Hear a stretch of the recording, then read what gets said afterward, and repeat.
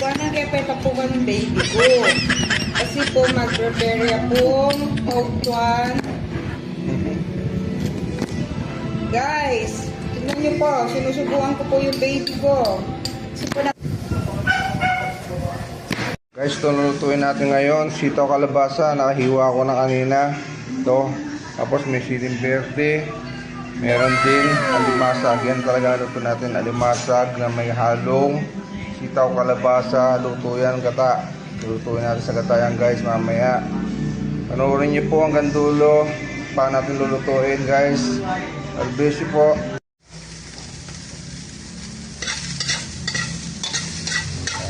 Ito ang bigas na ano. Makakika muna yung baboy. Ayan, nagluluto ng ulam natin si Bilas. Ayan, ayan po si Bilas. Yan ang luluto natin. Si Edison.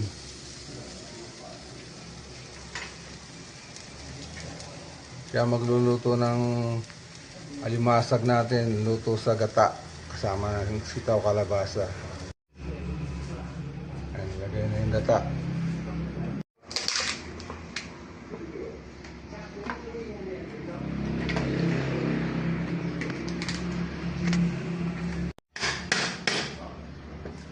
Yan, si Bilas, pinupukpok ko niya yung mga limasag.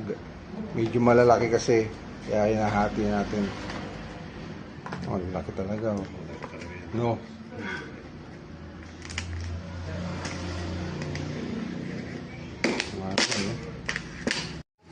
Ang sarap yan, masag sa gata.